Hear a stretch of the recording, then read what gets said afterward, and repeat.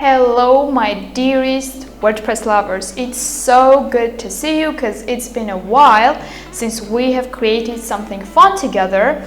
And in today's tutorial, we are going to get to know the best WordPress dictionary plugin, vocabulary plugin, which is called Personal Dictionary. First of all, let's understand why you might need a personal dictionary.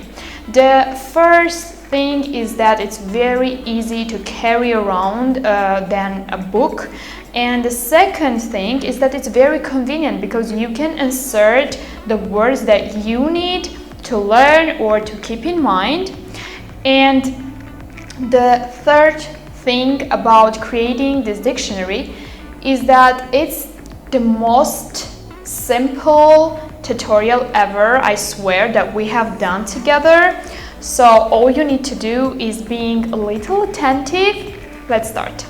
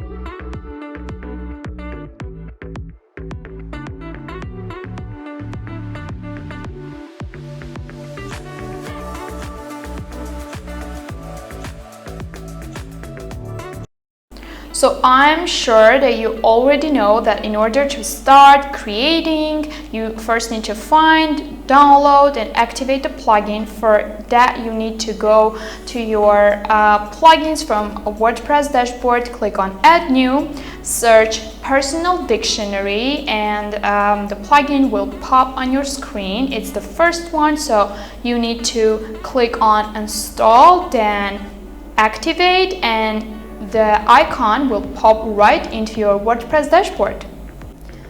So after activating the plugin, click on the icon from your WordPress dashboard, and then you will see the following screen. I will explain all these characters later after creating the dictionary. And now, in order to start creating, you have to copy the given shortcut and put it into any post. Copy it, go to posts from your WordPress dashboard, and then click on Add New and paste it right here, and you will see the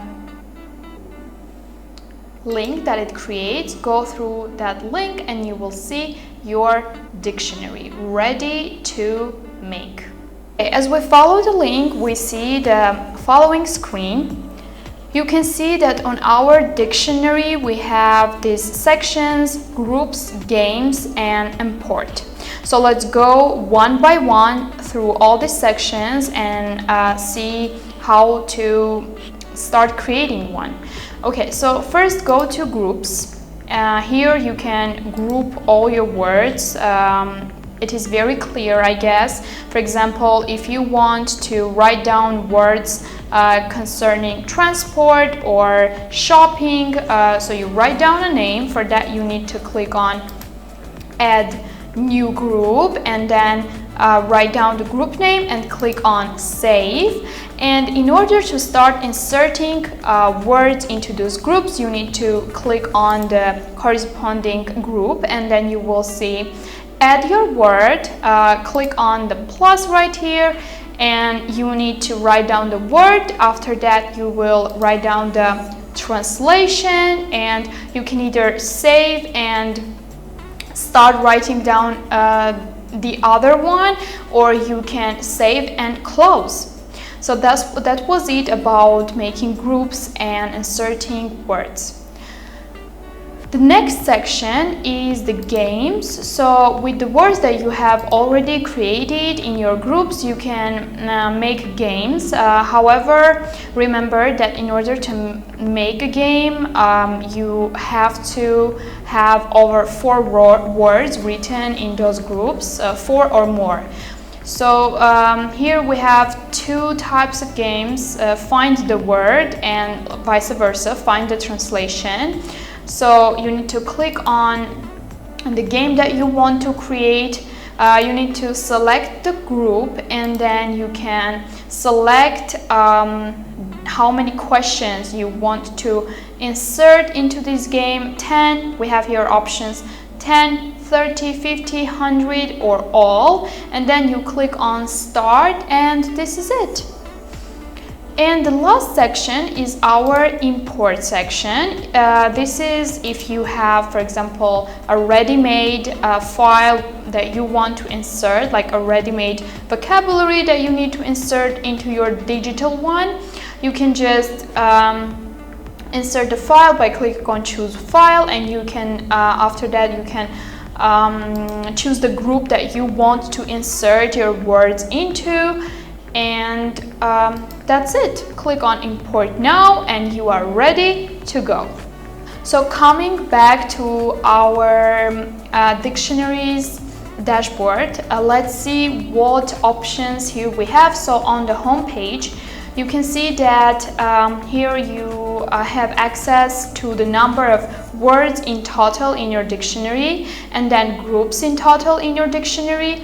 And we also have the user count for you to see how many people are using this dictionary that you have created. And we have the total number of games played. And the next section is a pro section actually, so you need to pay to have access to it. This is report actually telling you how many people played the games per day, and then word count per day, how many words were inserted, and the user count per day. And then we have a statistics signboard that you can see right here, and by that you can see how many words were learned on average by each game that you have played.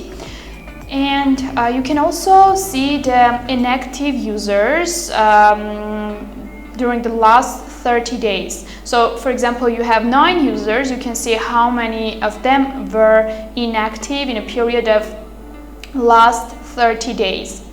And the next section is our leaderboard. You can see the leaderboard.